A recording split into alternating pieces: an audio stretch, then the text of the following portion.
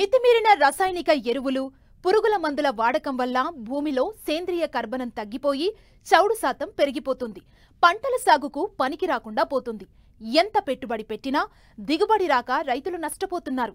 ఇలాంటి పరిస్థితుల్లో జీలుగా, జనుము, పిల్లి పెసర, పచ్చిరొట్ట పంటలను పెంచి నేలలో కలియదున్నడం ద్వారా భూసారం పెంచుకోవచ్చు. పశువుల ఎరువు లభ్యత తక్కువగా ఉన్న ప్రస్తుత పరిస్థితుల్లో పచ్చిరొట్ట పైర్ల సాగు రైతుకు సులభమైన మార్గం. ప్రస్తుతం వీటి సాగుకు అనువైన సమయం. వివరాలు చూద్దాం.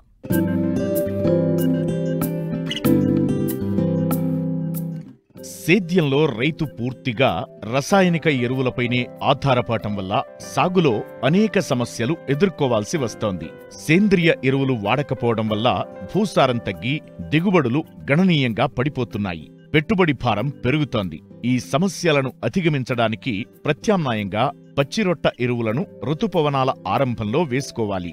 అవకాశాన్ని బట్టి మే నెలలో ఈ పైర్లను వేసుకుంటే భూసారాన్ని పెంచుకునే వీలుంది.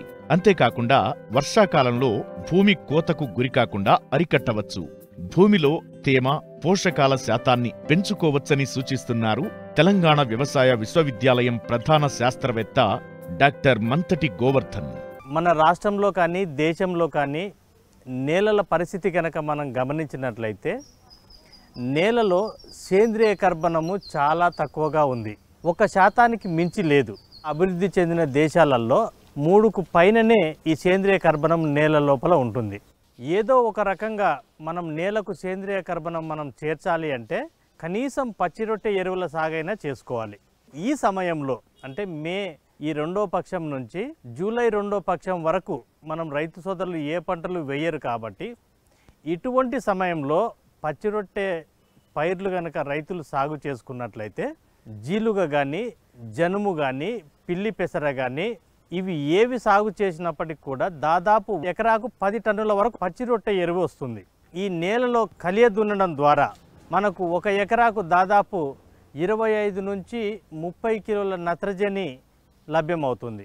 దుక్కిని 1-2 సార్లు దున్నుకొని హెక్టార్కు 25 కిలోల జనుమును కానీ, జీలుగ కానీ లేదా పెసర అనుకుంటే 10 నుంచి 12 కిలోల పెసర విత్తనాలను మన పొలంలో కనుక చల్లుకున్నట్లయితే 1-2 తడులలో మంచి పంటను కనుక మనం అభివృద్ధి చేసుకొని ఈ జీలుగ పంట 45 రోజులలో పూతకొస్తుంది. 50% పూతకు వచ్చిన సమయంలో దీన్ని మన పొలంలో కలియ దున్నుకోవాల్సిన అవసరం ఉంది.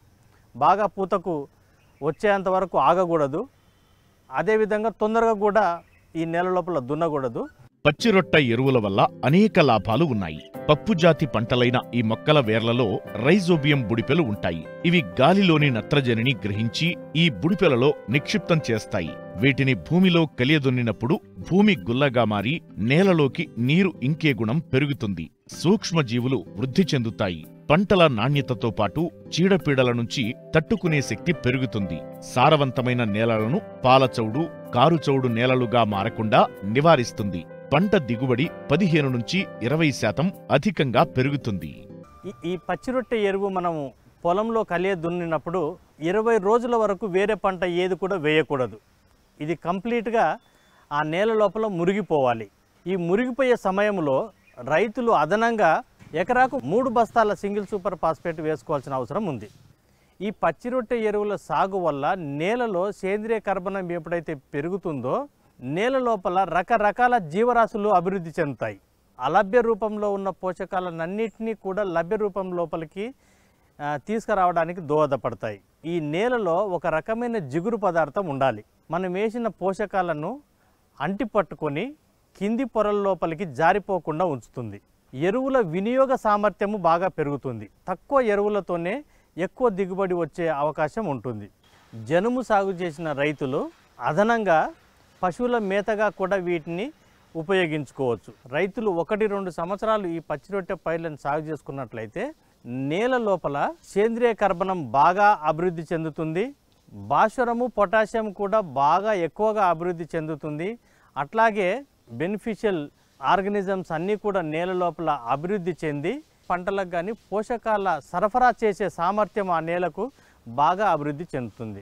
ఏ రైతుకైతే నీళ్లు ఉంటాయో భూమిని ఖాళీగా ఉంచకుండా తప్పనిసరిగా ఏదో ఒక పచ్చిరొట్టె పైరు సాగు చేసుకోవడం ద్వారా తన నేలను సారవంతం చేసుకునే ఒక గొప్ప అవకాశం ఉంటుంది.